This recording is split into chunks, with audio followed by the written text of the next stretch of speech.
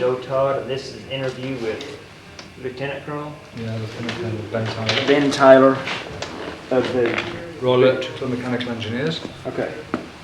Sir, for the record, when's your birthday? 3rd of March. I was born in 1947. 1947. And when did you join the military? I joined in 1964, November. How or why were you sent to Kuwait? I was sent to Kuwait as a senior mechanical military advisor on logistics as part of the British liaison team in Kuwait. And I had a team of 31 warrant officers and 5 staff sergeants working for me in the advisory role, scattered throughout Kuwait.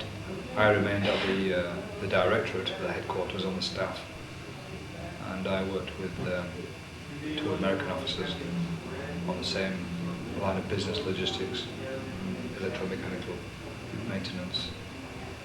And our aim, or our objective, was to try to make sure that the Kuwaitis themselves became autonomous in their own maintenance support of their equipments, which were mainly British and American. And when were you sent to Kuwait? I went to Kuwait in early May 1987. Mm-hmm. Could you give me a description of the life in Kuwait at that time, just a general? Yes, Kuwait was an up-and-coming country. It was rapidly advancing. They had a large community of expatriates to help them. Kuwait itself was declared green by the Emir, so there was a big forestation project going on. I think it was American steered. There were all sorts of experimental farming projects going on. Life in Kuwait was good. The Emir himself was quite interested in making the place the jewel of the East. I think that's how most people could have described it. The problems, of course, were the rulings of no alcohol. Christmas sometimes was banned on the 23rd or 24th. But other than that, people should have gone there with an open mind. If people went there to Kuwait and they were completely surprised or disappointed, they obviously hadn't done their homework and reading up on life in Kuwait. Mm-hmm. What was the reaction of the Kuwaiti people to you as a foreigner? To me, as a British, is the same as most Middle East countries, and the same with the Americans. They got extremely well with us. They were very proud to have British equipment, as they were with American equipment. They were very privileged to go to some of our military academies, the same as in the States. So the British and the Americans were maybe not accepted as the equal of a first-class Kuwaiti, but certainly were treated a lot better than some of the other expatriate communities, the Bangladeshis, Pakistanis, Palestinians, and the rest, and the Filipinos, who really had menial tasks to do. I should say at this stage that the Kuwaitis themselves don't work. The Kuwaitis are all supervisors or managers, and they expected us to help them achieve their management qualifications, or in the case of the military, help them achieve their promotion, so that they could sit back with a room full of certificates, either American or British, and answer telephones, because that was their own way of life. Now, to me, that defeated the whole object of advisors being there, because we would teach them how to repair vehicles, or the policy of maintenance, or the concept of repair, and then they would keep it to themselves. They would get themselves promoted, and the knowledge would remain with them. It wouldn't be imparted, and all the technical tasks were actually done by the Palestinians, the Pakistanis, and the Bangladeshis, who never attended courses. So this seemed a little bit topsy-turvy, and towards the end of my tour, we had a big conference, and I put together a plan, certainly for the British withdrawal from Kuwait, leaving a small skeleton staff. And part of the agreement was, A, that we just didn't have an advisory role, we also had certain executive powers, because once again we look at the arrogance of the Kuwaiti and we say, this is how it's done. So he would listen he would hear what you're saying but wouldn't listen. And as soon as your back was turned, he went back to his own methods of management or whatever. So we were not progressing anywhere. Although the British had been there 25 years, we had progressed nowhere. So when the opportunity arose, when the new director of the technical affairs arrived in the station, and we put it to him that Kuwait was spending an awful lot of money on advisory service but not making use of it. And to that end we had numerous meetings, and in the end I gave a presentation to the director and his staff and the officers of the workshops and said, if you wish to become autonomous in the maintenance field, this is the way forward, and I need your cooperation. And we need to have a certain amount of discipline within your army. It seems strange to me, coming from the British Army, and to a degree from the American Army, the guys agreed with me, there is no discipline. You're having a conversation at a fairly high level with a commander, and a sergeant walks in, leans across the desk and gives him a kiss of greeting. Now with this going on, with this tribal system, there is no way that I thought you could run an army to any effect. However, as I said just before I left, this concept was being put into operation, and we were starting it off with a training program, a technical training program. And unfortunately, of course, for the intervention of Saddam Hussein on August the 2nd, it brought the whole program to an abrupt halt. Did you have any warning that was going to happen? We had a couple of 3 days. We heard rumours that troops were massing on the border. We kept our eye on the papers. We were reliably informed through our own commanders on the day-to-day situation. It was pointless reading the Kuwaiti press because it didn't tell you the truth anyway. And when one mentioned it to the Kuwaitis, who are a peace-loving nation, they're not an aggressive nation at all. I think they only had an army because it was a showpiece and it was an expected thing to have as a state. But when you mentioned the prospect of the Iraqis coming over the border and attacking them, no, that's poo-poo. You know, they were the Muslim brothers, and they wouldn't attack Kuwaitis. Kuwaitis supported them throughout the Iran-Iraq war, as they'd also supported Iran. I think the Kuwaiti army's first line of defence is negotiation and bribery, and the second line of defence is just turn around and run. Get in your Cadillacs and head for the Saudi border. Unfortunately, when Saddam Hussein came over the border on the 2nd, the majority of them just didn't have time. They were completely taken by surprise. He chose his moment well, because it was a Thursday, which is their beginning of the weekend, and in August, which is the middle of summer, when everybody goes away on holiday. So it had been strategically planned. Tell me about that day. What happened? August 2nd. I got a phone call about 4 o'clock in the morning. Bearing in mind all the British officers lived in the same block of flats, and I got a phone call about 4 or 5 o'clock from my colleague upstairs, a major in the ordnance and bomb disposal, saying that he'd just heard from our commander, who's a full colonel and lived just outside Kuwait City, that the Iraqis had come over the border and they hadn't just stopped at the oil fields, which we thought they may well do if they came over. They'd continued their advancement, swept through Kuwait City, and by the following morning, by 11 o'clock it was all over. It was all over. And I went down to the local market to see what was going on, and it was absolutely swamped with people, last minute buying provisions. And from them, they all knew that the Iraqis were in town, and they were just stocking up on foodstuffs. Whether they were preparing for a siege, or whether that was just their natural reaction, I'm not sure. About 2 or 3 o'clock in the afternoon of the 2nd, we saw the first signs of military arriving in Salmiya, which is the area where I lived, right on the harbour. We overlooked the harbour, and there was 1 or 2 trucks and a couple of local, what appeared to be local vans, just full of Iraqi soldiers. Now these weren't the Republican Guard, who I met later on. These were just the everyday, what I might term irregular conscripts. Your normal Joe Soap off the street, as it were. And so we went downstairs, and I went into the supermarket that was below the block of flats, and met one or two of these guys.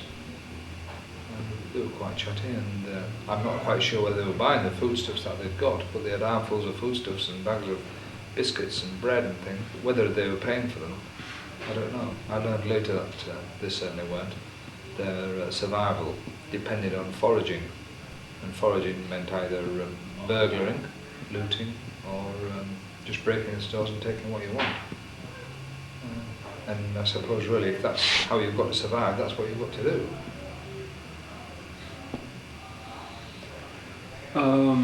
What was the difference between those soldiers and the Republican Guard that you met? Well, as I explained a couple of minutes ago, the soldiers were very friendly. In some cases, didn't really know why they were there.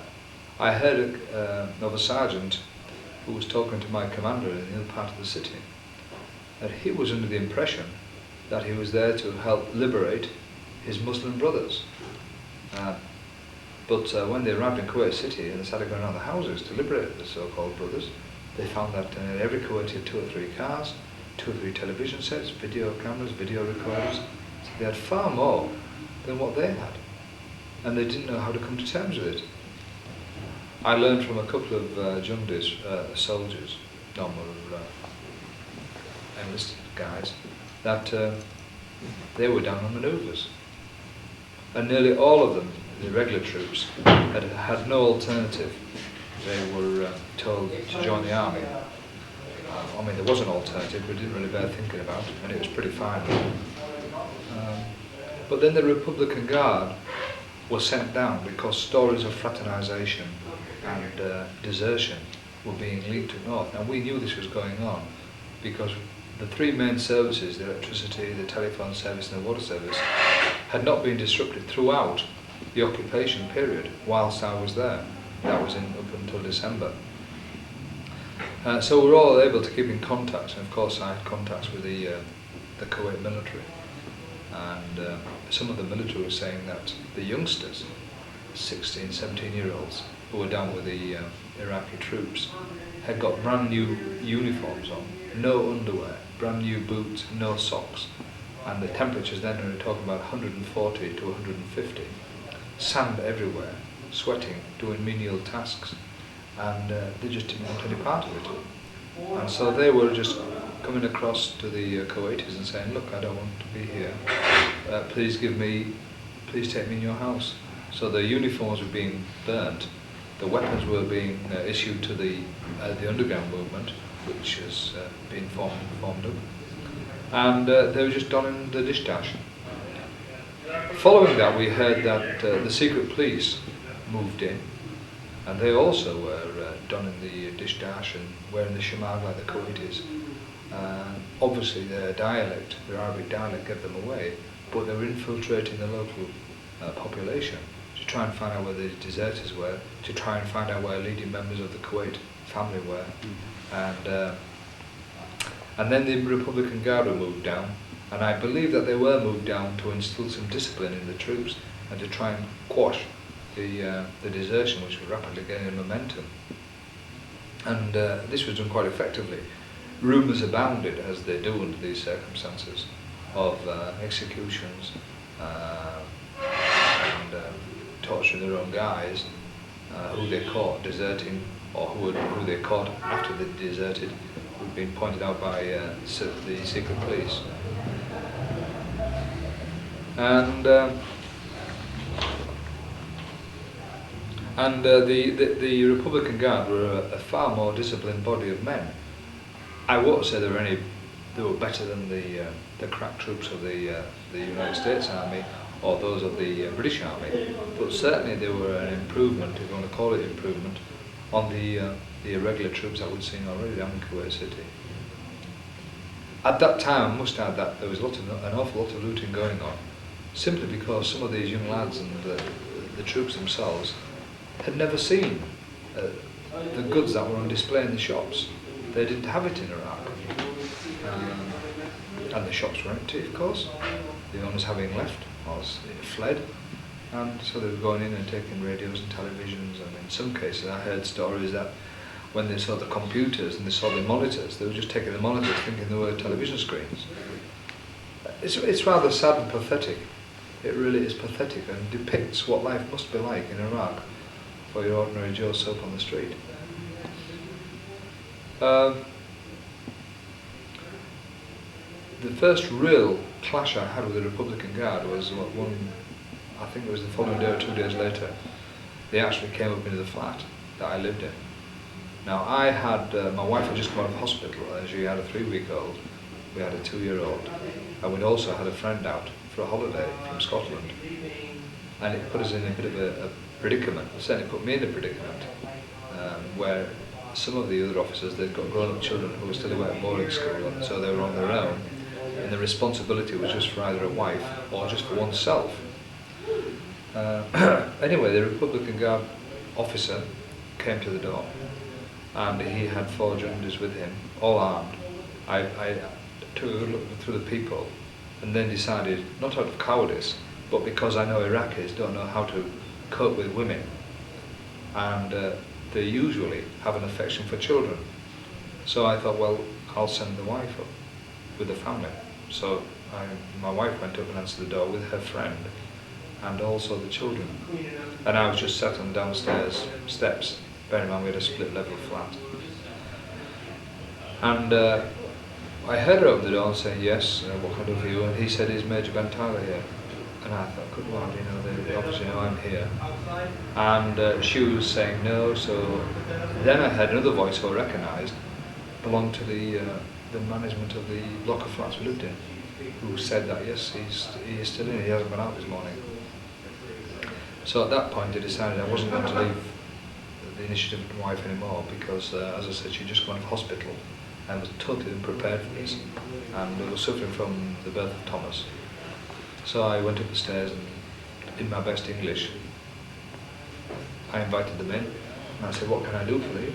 And they said, you're Major Tyler, Ben Tyler? I said, yes. You're in the Kuwait Army? I said, no. And he said, but you're working with the Kuwaitis? I said, yes, I'm an engineering advisor, which really I was. I had already hidden my uniform and my ID card, my Kuwaiti ID card, my Kuwaiti driving license. So when he asked me for my ID card, I showed him my British Army ID card. And he said, where is your other ID card? I said, this is my ID card. The British Army only issue one ID card. And the same with the driving license. I showed him my international driving license and my British driving license. He then asked me if I could produce my passport. So I said, well, it's up the stairs. So he went up the stairs with me. And I produced my passport, and whilst I was getting out of the drawer, he went into the walk-in wardrobe, which I have, and he said, where's all the military uniform? I said, what military uniform? I said, the British military uniform is back at my home in England. I said, I work as a British Army mechanical advisor to the Kuwait Army. So we then went back down the stairs, and my wife had tried meantime to make a telephone call on the internal system to warn the officers upstairs that the Iraqis had come, and she'd been told not to do that. And when I came down, both her and the maid that we had were more or less cowering over a chair with a gun pointed at them. I'm sure that the thing wasn't loaded, but it might well have been. And it was just generally pointed in that direction, not what I call in a threatening manner. Anyway, the manager of the flat, he said to the officer, Major Ben is a good bloke, he helps us a lot. And with that they left.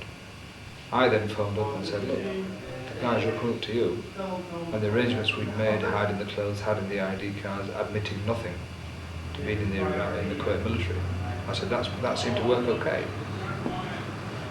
15 minutes later I received a telephone call from a hysterical woman, of one of the wives of one of the officers, who said, Ben, they've just took them away.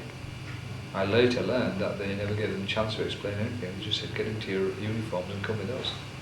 So why they didn't take me is beyond me. They took all the British officers, the Air Force officers and the Army officers. And so that really left myself and the commander, and one young captain who joined us. He also was out of the Royal Electrical and Mechanical Engineers, and he'd come as my ADC. So a couple of days went by and we were monitoring the movements and wondering what on earth was happening, listening to the World Service. And then we got reports that the Kuwaitis themselves were throwing vehicles into the sea. And they were just selecting cars off the car park, which we could see from our flat window, and just tossing them into the sea. And I think it was to prevent a beach landing or something like that. So I phoned up the commander and I said, look, I'm not quite sure what their system of selection is, but if my car goes into the sea, then any means of escape that we have is going to be null and void. I will blick it out. So I must move my car, I must move my accommodation. And so myself and another 3 families, British families, moved to the British Embassy House in the next area. And we stayed there for 2 or 3 weeks. And then on September the 4th, we organised for the wives to leave. It came over the radio, it was announced over the World Service that the British Embassy was organising a convoy of buses up to Baghdad Embassy, and all the wives of British families or Westerners would be flown out. But how to get the wives there? Because if we stepped out on the street, we knew that we were going to be arrested.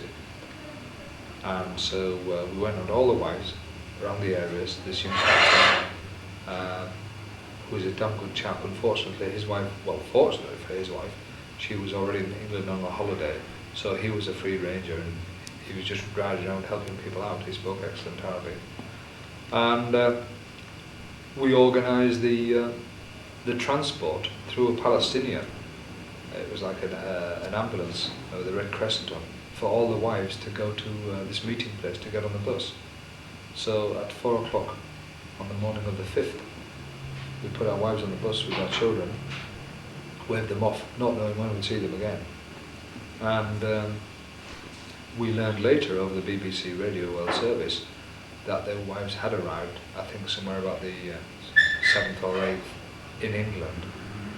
I later learned from my wife of the horrendous journeys that they'd had, and it wasn't quite as easy as what we thought it was going to be for them. And I think now about the problems that my wife had with Thomas. As I said, he was only a couple of 3 weeks old, and Sarah Ruth was a little runaround little toddler of 2.5, and she really had to work cut out coping with them. I thought that I had it hard. Not at all. I mean, it was much easier for me because once my family had left Kuwait and I knew that they were firmly ensconced in England, I only had myself to worry about. Unbeknown to us, there were certain people, I won't say they were all Palestinians, but they were collaborators with the Iraqi troops. One of them was a Palestinian because he was the driver of the vehicle that took our wives to the meeting place to join the convoy. He came back on the 11th with a Republican Guard and pointed out the houses where he'd picked up British families.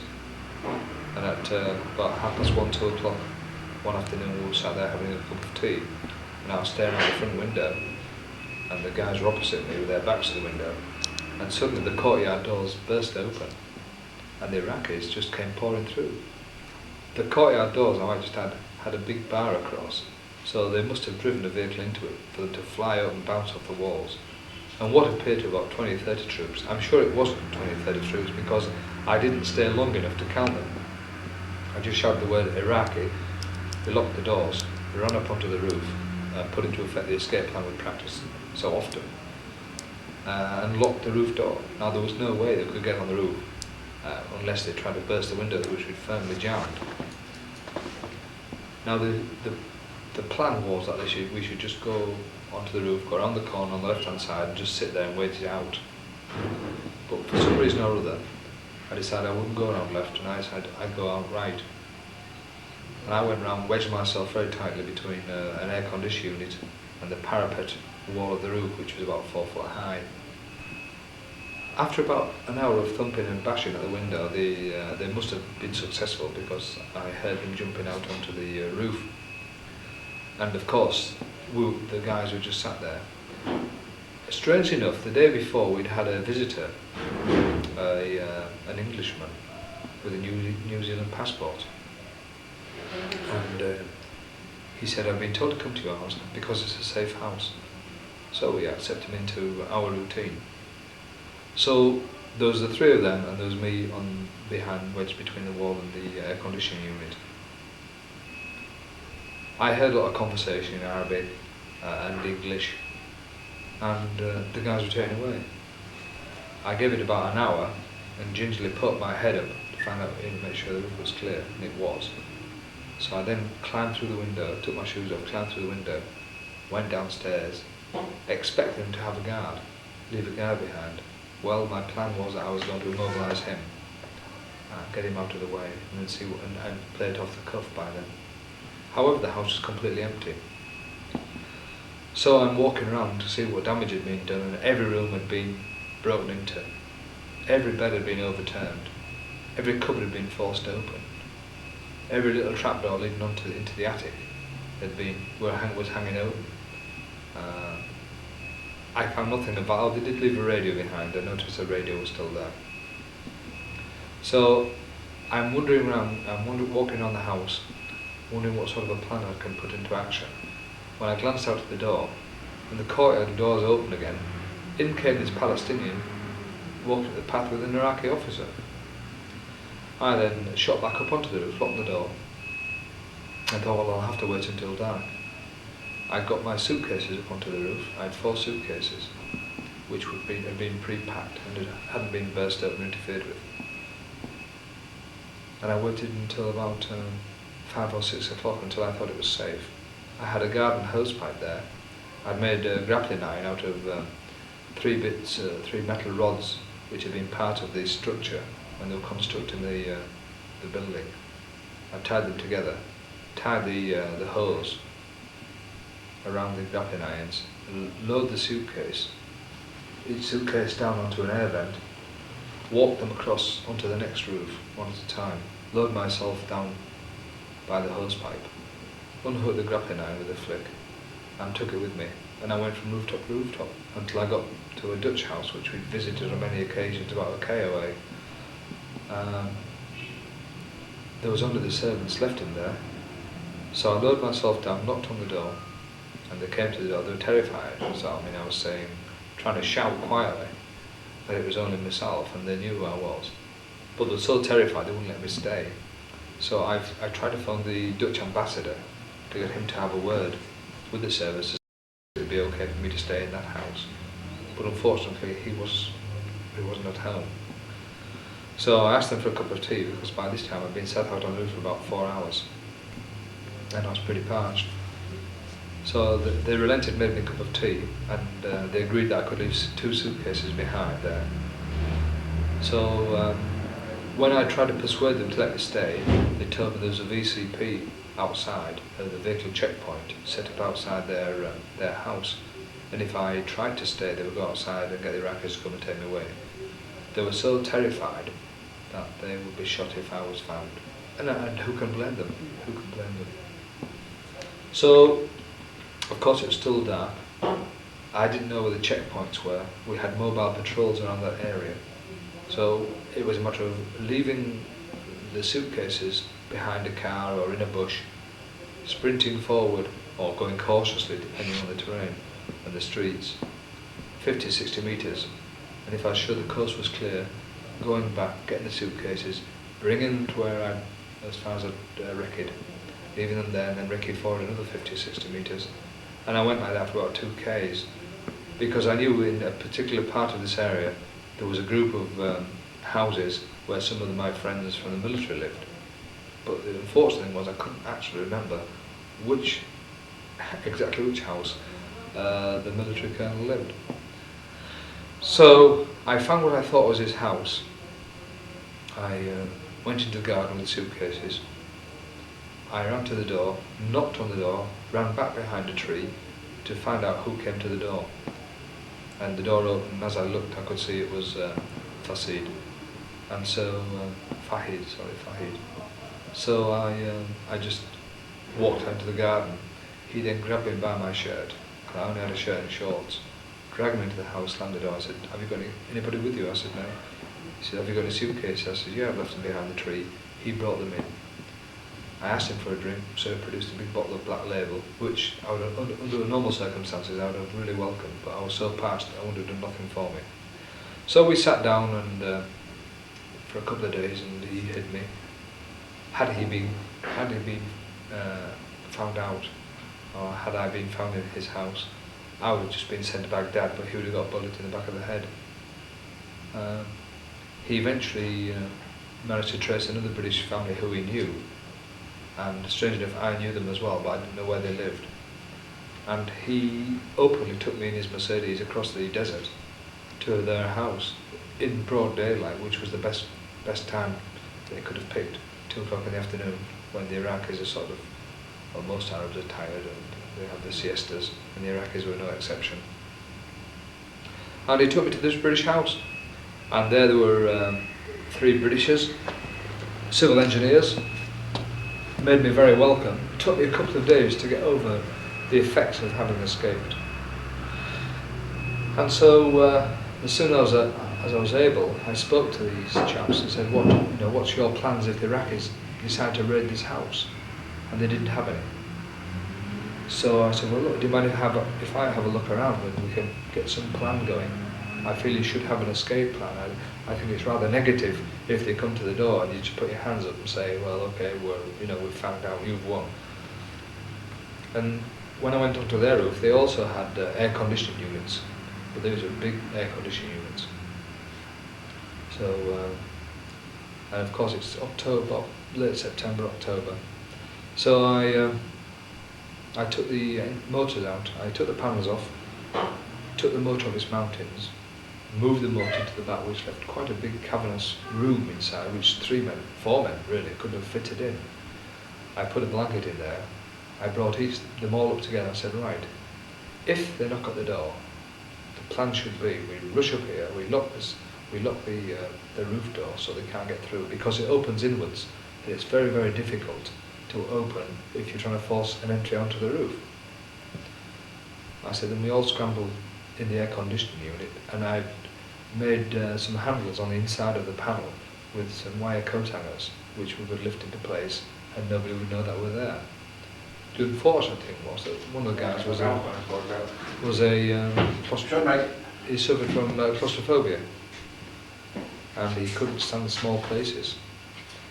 However, he relented, and I said, well, try with just 3 of you. And with 3 of them going, I think he could tolerate it, provided he was the last man in, and he would close the hatch door, as it were, and sort of look through the grids, but although he couldn't be seen from the outside. So I said, well, that's what we'll do then. You 3 go in there. I'll make sure that there's no footprints or anything left lying around, anything to indicate that that's why you're hiding. And I'll look for somewhere else. And on the roof is another structure which held 2 large, about 5,000 litre water containers. And what I did was, the interconnecting pipe had a tap on to be blanked off. We blanked that off. I emptied the tank and said, in the event of us getting raided again, you 3 will go in there. I will then climb the ladder, get into this empty tank, and we'll just sit it out. And that's the best we can hope for. I will say that at this time we'd had offers of weapons. I myself had a 9mm pistol. Some of the visitors who came to the house said, well, look, we can get you some AKs. But we decided that perhaps having AKs around the house wasn't such a good idea. And so we turned it down, but we knew we had offers and we knew we could get them if we wanted them. But we thought, if we have AKs and we open fire on them, even if it's purely defensive, then they are likely to turn aggressive and shoot at us. We don't really want that happening when we could possibly just be taken and sent up to Baghdad. So we turned that offer down. As the days wore on, we listened to the news, and of course there was always the rumours that Allied troops were forming up there, coming in, and sightings had been reported of the British SAS, and some of the American crack troops had been seen in other areas of Kuwait. The net was closing in. So every day brought some sort of optimism to the situation. And of course in Britain they'd started this BBC radio link called Gulflink, where there was a one-way transmission. You could hear your wife talking, or a message was sent from friends. And strange enough, after a few weeks of broadcasting, people had somehow smuggled letters out from Baghdad to Gulflink, and we were getting messages down in Kuwait from people who we knew were being taken and captured and taken to Baghdad.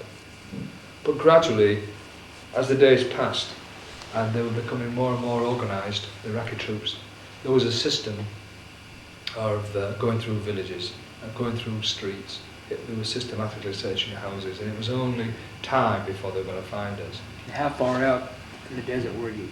Oh, well, we weren't really in the desert. We were on the outskirts of the desert. We were about, I suppose, 25 clicks from Kuwait City. North or south? We were south of Kuwait City, yeah. In fact, our house, I forgot to mention, when we stayed in the other end, the British Embassy house, we overlooked a crossroads. It was strategically placed because it's on the 6th ring road leading east-west. It intersected with the main road going north-south. And there was a huge hotel, the name of which I've forgotten now, and they were using it as one of their headquarters, the Iraqis. And when the underground movement, or some of these young lads got themselves together and decided that they were going to form some sort of opposition to the Iraqis, they were attacking this place from these crossroads and escaping in cars and pickup trucks. And you could walk up onto our roof and you could see it all early morning, late at night. It was quite spectacular, really, and it was as though it was a television or a film you were watching. And when you realised that you were actually part of it, it was quite sobering, quite sobering. But after, when I moved into the new house, we were getting messages, but unfortunately one guy, a Dutch guy, wasn't receiving any messages, and it was getting to him, it was beginning to affect him. But, we all rallied round, and as you tend to do, or as you should do in these cases, and he weathered the storm. And then the news came, of course, that the Allies were going to embark upon a big frontal assault. And I said to the chaps, right, if that happens, that's going to be the most dangerous period for us, because these Iraqi troops that are running around the area searching now are going to be desperate. They won't want to have direct conflict with the Allies or the coalition forces, and they'll be seeking some form of shelter or hideout, and they won't care who's in the house. They'll just shoot us to survive. So at that time we decided we'd ask for some weapons. We contacted the Kuwaiti and said, look, is there any possibility of perhaps having a couple of weapons just to use in defence in the event of a coalition force assault? So he says, yeah, no problem at all. He says, I'll get you what I possibly can and just throw them over the wall. He said, we could get you RPGs. I said, no, I don't want RPG, we'll just have a couple of assault rifles, maybe a couple of pistols, a few grenades. So I said, well, what I'll do is I'll just throw them over the wall in a sack. Ended. Good morning. Okay. Fancy, Daddy. Assalamu alaikum. Hello.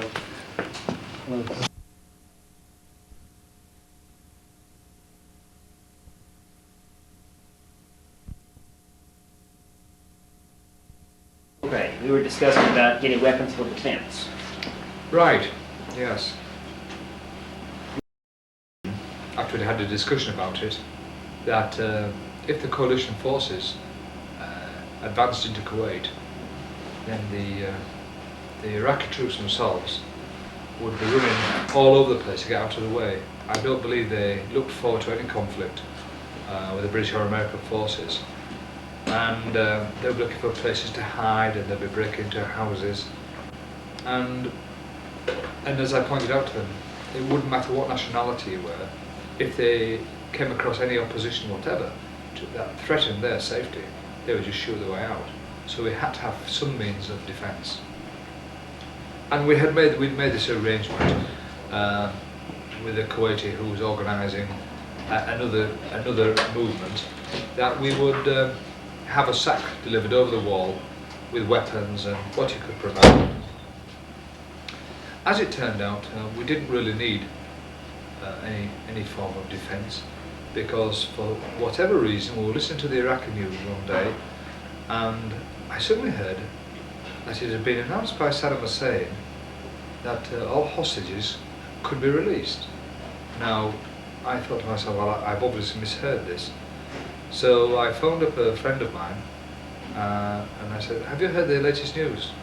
And he said, yes, Saddam Hussein has announced that he will release all Western hostages.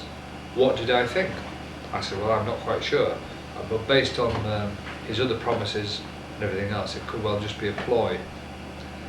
And so I phoned up the ambassador and said, had he listened to the latest news bulletin at 2:30? And I gave him the contents of it, because he hadn't been listening to that particular broadcast. So I said, well, the World Service News on at 3 o'clock. I said, if it's confirmed, stand by for a lot of phone calls asking what they should be doing. So he asked me, he said, if it's true, what do you intend to do? I said, well, I'm informing my guys. At this time, we'd reduced from 7 officers and 85 troops. We'd reduced to myself and 6. The rest had been lifted by the Iraqis, apart from our commander, who tragically lost his son in a travel arrangement to take him to one of the flights which Ted Heath, the former Prime Minister of Great Britain, had organised. And they were driving down the wrong side of the road when they hit head-on into a truck, and Colonel Bruce's son was killed outright, and his other son, who was travelling the same car, in another car, received serious spinal injuries.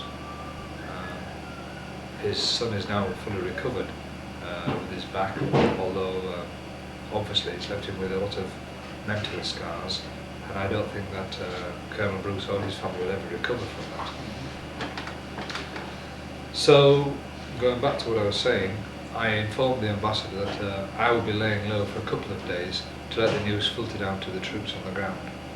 It would seem folly at this stage to walk out and get arrested in the last part of the situation.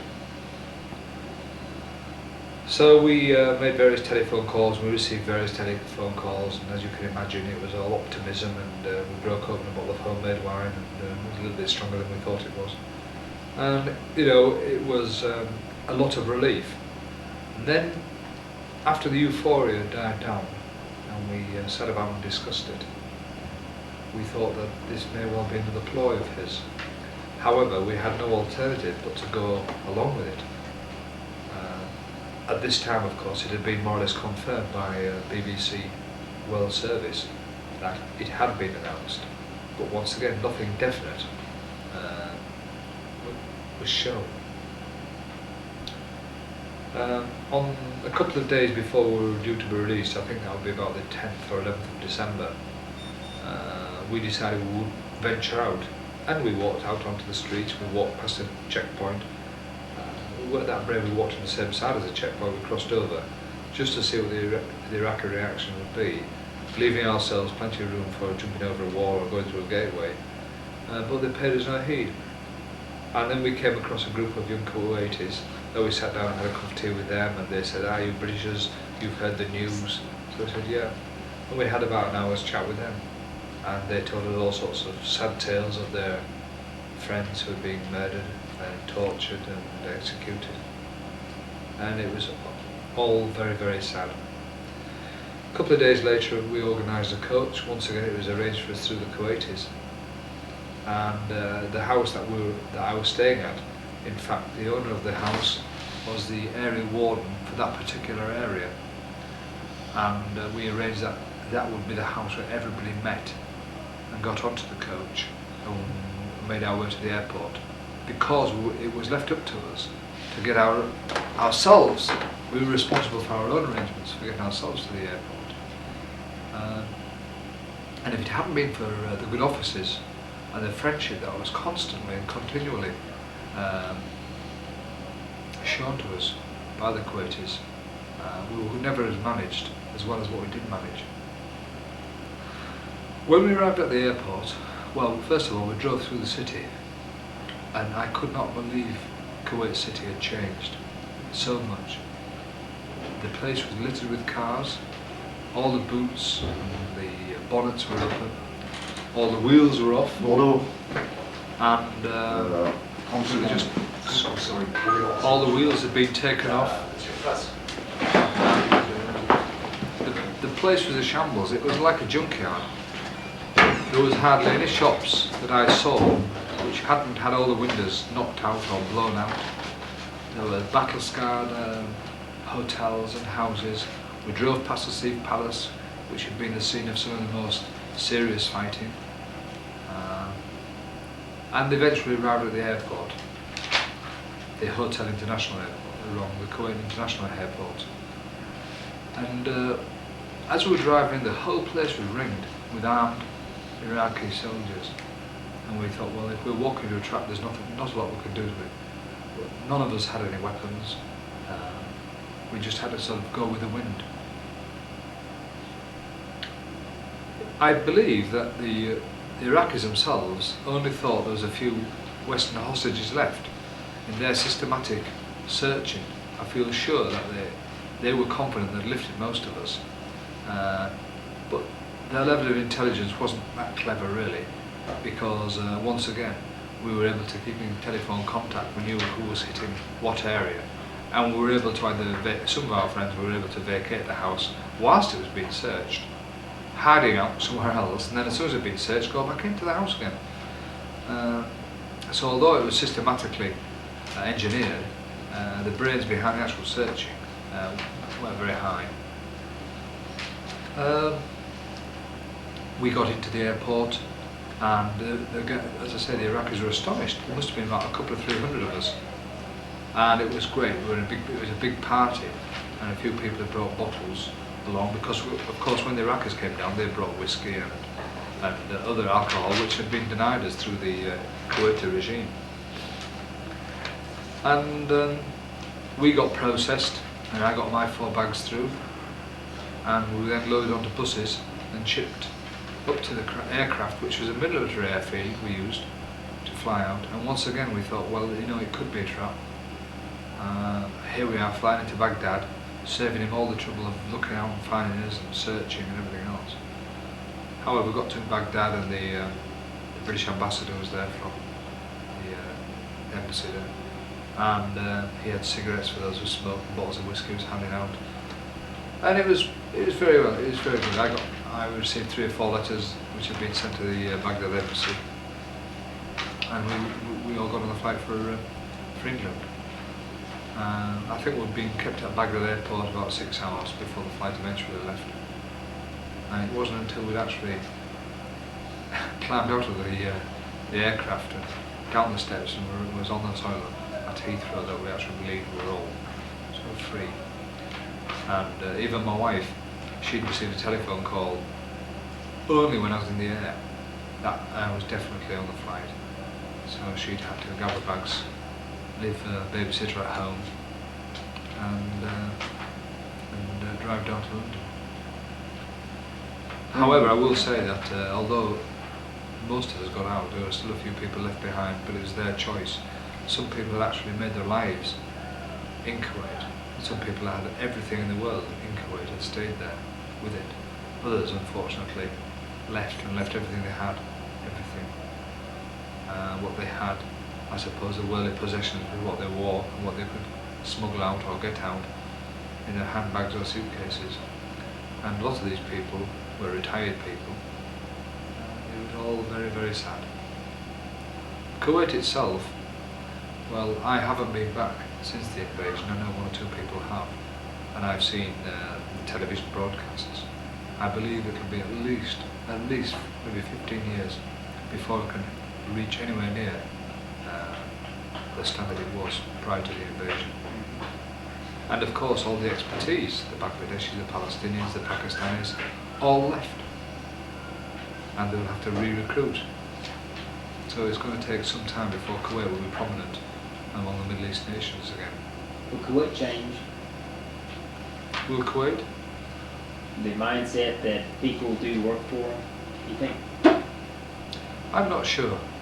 I'm not sure. I think we'll just have to wait and see.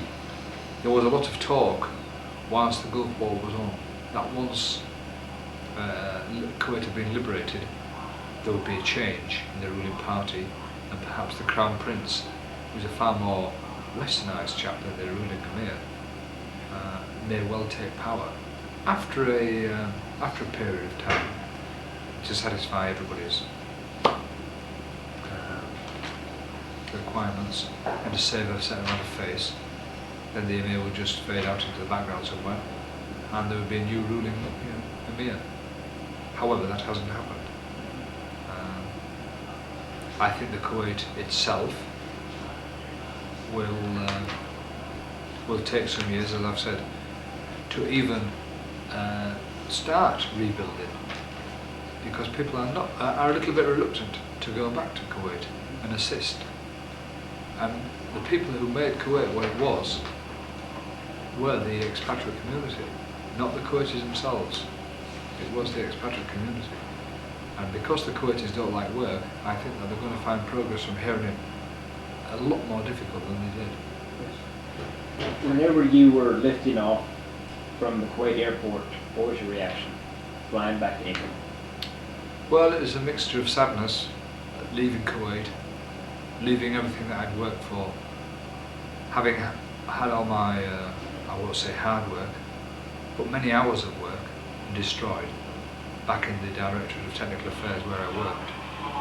Having all, the dreams that I think the majority of people have when they first arrive in Kuwait. They think, well, we'll do this, we'll do that. Sometimes you can achieve little things, sometimes you achieve nothing. But I felt as though the British and the American efforts in the Directorate were positive and they would have reaped benefits. Given another 2 years, I felt absolutely sure that we will be well on the road to achieving our objectives. Mixed in with those feelings, of course, was a relief of getting out of the mess, and looking forward to rejoining my family. When you were in hiding, what was your average day? What did you do every day? Well, we got up fairly early.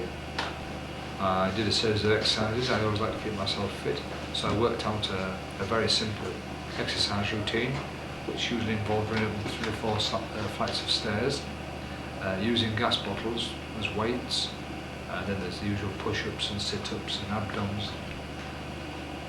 That would take maybe an hour. Then I'd do a reading, and then I'd sit down and write letters to people. I might not get them posted, but at least I sat down and wrote them. And sometimes we had visitors who were going back to New Zealand or to Ireland or to France, and there was always letters for them to take with them. And the majority, most You had visitors that would come to visit you? Oh yes, we had visitors who knew where we were. French people. We were always on the telephone. We knew our contacts prior to the invasion, and we just kept track of each other. When we moved, we would phone somebody up and say, look, I've changed my location, my new number is, and we had a code as well when we phoned through to various people, just to make sure that it wasn't the Iraqis or some collaborators phoning. We would phone, let it ring twice, hang up, phone again. Or phone, there's a series of codes, let it ring once, hang up, phone, let it ring twice, hang up, and then phone through again. There were a number of ways in which we kept in contact. And the people who were allowed to move about, the French people, the Canadians, the New Zealanders, the Danes, were all moving around from house to house, giving us bits of news as to what's happened, who'd been arrested, where they were, what the local troops were doing, the Iraqi troops were doing. So, was food a problem while you were hiding? sometimes food was, but when we found that people had been lifted by the Iraqis, usually 1 or 2 of us would go out that night, find the house that had been lifted, and if it wasn't occupied by Iraqis, we'd break in, take all the food out of the fridge that we possibly could carry, take it back to our house, and what we couldn't put into our freezer chests, we would just give to people who were travelling around, these same people who had free access of movement, to deliver to areas where we knew they had difficulties in either buying food or procuring food. What stands out in your memory about Kuwait, about the occupation? The thing that stands out in my memory the most, two things really. First of all was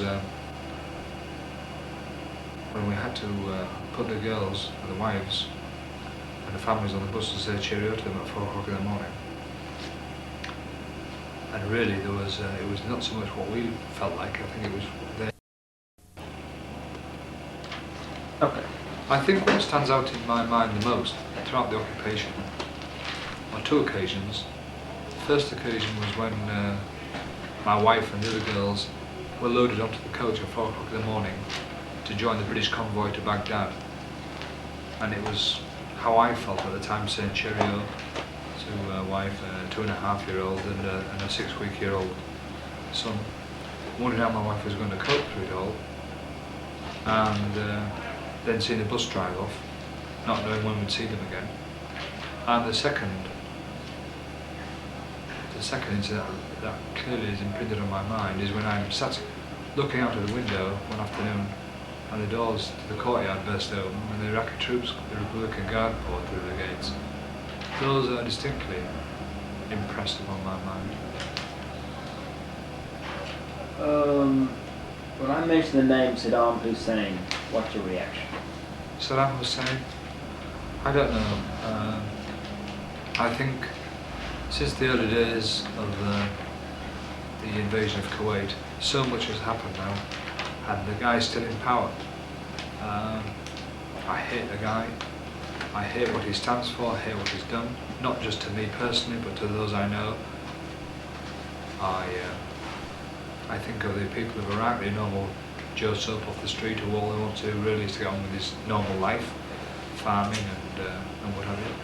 I think of what the Iraqi people have missed throughout his regime when I compare their way of life to the way of life of the Kuwaitis. And they are equally as rich a country as Kuwait. They have all the oil. They could have had so much, and yet, because of this one man, they've been denied every happiness that they should have.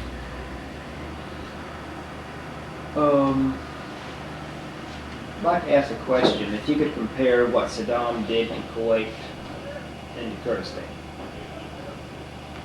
That may not be a fair question. Well, I think, on reflection, it's the same thing, except in Kuwait there was more to do. Here in Kurdistan, it's attempted genocide. Really. I think he's just trying to wipe out, the Kurdish race altogether, or he would have liked to do. In Kuwait, I think he completely miscalculated. I believe that he wanted to occupy the country, put some of his own people in there, very much like he did in Kurdistan. But in Kuwait he had the revenue, the oil revenues, and I believe he wanted to get himself out of debt, and I believe he wanted to enrich Iraq through the means of Kuwait. What he miscalculated over was the reaction of the rest of the world to this invasion. When I mentioned the names of Francois Mitterrand, John Major, Margaret Thatcher, George Bush, what's your reaction? Well, I think that the Gulf War was a situation which brought all world leaders together. I think in situations like this, your natural leaders come to the fore. It either makes a political person or it breaks them. And in the four names that you've mentioned, I think it showed solidarity, it showed Margaret Thatcher, the woman that she was, strong-minded, positive. It showed the strong links there is between Britain and America. It showed that Francois Mitterrand, representing his country, was right there with us. And we've just gone from strength to strength since. Kuwait. What does that word conjure up? Kuwait? Well, once upon a time, before August the 2nd, 1990, Kuwait to me would have conjured up in my mind a picture of a developing nation, education, culture, oil, technology. It was going to go places. But when I think of Kuwait now, from the pictures I've seen and from what I know, I think it's conjured in my mind a picture of despondency, despair, ruination, the representation of what Saddam Hussein can do when he puts his mind to it. He's not a constructive-minded man, he's just a destructive-minded man. I'd like to ask now, what are your duties with the MCC? My duties with the MCC is really, there are many duties, but one of them, the most important one I believe, is to provide assistance, to show to to fly the flag as it were, to the Kurdish people, to let them know that we are here, we represent the coalition, the same coalition that defeated Saddam Hussein in Kuwait. We represent that coalition here now. We're here to deconflict issues between the Kurds and Iraq. But primarily, we're here to fly the flag. Sir, anything else you want to talk about? Anything you want to say? No, not at all. I think it's the first real time I've gone through events from May '87 when I joined the British liaison team in Kuwait to when I actually got off the plane at Heathrow on December the 11th. I've often thought about it, but only in phases, not in one long episode. Okay, sir, thank you. Thanks very much, Jeff. You know, Born, which was nearly every month I had a video or a part of the video. And a couple of weeks ago was the first time she felt confident enough to look at it. I'm quite pleased in a way because it shows that she's starting to get over it. It's took a long time. That's good. It took an awful long time. How did your 2-year-old come through? Very badly. Very badly. She's now back. She's back to where she was. She's a very bright young thing, but she certainly regressed. She became very suspicious. She became more of an introvert. And even when I got home about 1 o'clock in the morning. I went up to her bedroom and just gave her a kiss. And she opened her eyes, but she was dead sleepy. But when she woke up the following morning, she wouldn't come near me. She just stood and looked at me. I think she couldn't believe it. Although Miriam had showed her lots of photographs of me, she had a picture of me hanging on the wall near her bed. She couldn't quite believe it was me. And it was days and days before she could sit on my knee. We had to just do everything, slowly. Yeah. And then she just followed me around everywhere. Once she accepted it, I wasn't going to go away again. For her, 2 or 3 days is a long time. So obviously I wasn't going to go away anymore. And she just followed around behind me, holding my jacket or holding my hand. And the same thing with my wife. They just walked around behind me all the time. I mean, come out of the toilet, they're there, stood at the doorway. Yeah. I said, what are you doing here then? She said, oh, we're just waiting for you. It seems strange. But now, as I say, she's getting over it and getting over the fact that we've lost everything. We started to rebuild everything up again. But there's certain things that you can never build up. Sentimental things I presented. I mean, I've been in the army now 27 years. And over those years, I've collected all sorts of memorabilia from various countries and various people. Some of those people now passed on, some of them went out of the army. So those possessions are lost for good. You get anything back? Only what I could carry in my suitcase.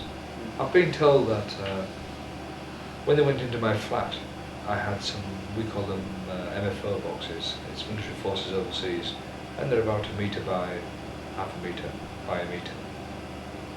And they were still screwed down. All our possessions, which had been boxed up, ready to go, were still there. But at the time, we've seen the MOD, the Ministry of Defence, were very good. We were paid compensation, we submitted a claim, an honest claim, and where possible, we were able to back it up with receipts and what have you. And we received compensation. If we want some of those possessions back now, because we price everything, or put a price on most things, including sentimental things, where possible, we give a value, although we put sentimental, can't value it. We now have to buy those things back, because they're now in London, they managed to get them all back to us. But that took a year, and during that year, we didn't think we'd get anything back. And so we replaced everything, or most things. And like my wife's dresses, they're no use to anybody else. Yeah. So I said to the company, when they phoned me, they said, look, we're in possession of some dresses. I said, oh really? What dresses? He said, well, they used to belong to you, to your wife. So I said, well, we'd like them back, please. He said, well, you have to buy it. We've got a price for them. So I said, well, that's obviously going to be negotiable, because it's a year since we put a price on them, and that was an estimate anyway. I realised they were being paid, but obviously there's a depreciation value as well. And they said, oh no, you have to buy them back at the price that we paid you. I said, well, we don't want them. So I said, well, what are we going to do with them? I said, well, that's up to you, mate. I said, you can do what you want with them, but I don't want them now. And one thing I wanted was a piano. I got my wife an electric piano about 6 months before the invasion, during to England. And I asked them if I could please have it back before Christmas. It was in country in November. I said, all I want, before I go out to the Middle East again, is to have my wife's piano back. So they said, well, it's difficult. It's always difficult. So when, just before Christmas, I phoned them up and said, look, am I going to get this piano in the next 2 days? And they said, well, we don't really know. It's coming to Christmas, people are taking leave and da. So I said, well, in that case, you can shove it. I said, what are you going to do? I said, well, go and buy another one. So I popped out and bought another one. They said, what will we do with this one? I said, you can just do what you like with it. So, anyway, she's very happy, but she's got a piano to practice on. She's got kids are growing up now, and they keep her busy. It's certainly an experience. One, I'm not quite sure that I should, repeat it again, but it was certainly good, in parts. You make lots of close friends. You do really make close friends in situations like that. Yeah, I want to go back to Kuwait because I worked with 5 interpreters from Kuwait City. And we'd go down and do our job and take them by and let them visit their family. Yeah. And then we met their neighbors. And I only knew them a very short time, but we became very close friends. Yeah. They're a very friendly nation. Once they get to know you, you've got a real good friend. Even had one lady, and she said something to her husband, and he said something to her. She came up and she gave me a hug. Oh, really? Yes. That's very unusual. And when we were leaving, the interpreter said, that is the first time she has ever shown affection toward a man outside her family. Yeah. He said that's Most unusual, huh? Yeah. It's very complimentary. Very complimentary. Yeah. But I wonder how many Kuwaitis are still in Iraq, if they still got them. Yeah, I understand that Kuwait is deporting Palestinians and Yeah, there's, I can understand that it's a natural reaction, but I think they should have thought it out a little bit better, because they had a hit list. I know they had a hit list because I added this guy's name to it, and all they needed to do was get these guys and do what they had to do, get rid of them. And there again, it's okay. I know we all look down on collaborators, but one also has got to understand that maybe they didn't have a chance, maybe they didn't have a choice in the matter. yeah. So really, they should have been questioned and given a fair crack of the whip before either deporting them or shooting them or whatever they were doing to them. Like some of the Iraqis up here, some of the Kurds that I've talked to in the Iraqi military. Well, they have a back marked out because, some of these guys were even in Kuwait. Yeah, I know. They said, what chance did I have if I didn't join the military? The first thing they do is shoot my family, then shoot me. Yeah. They said, what choice do you have?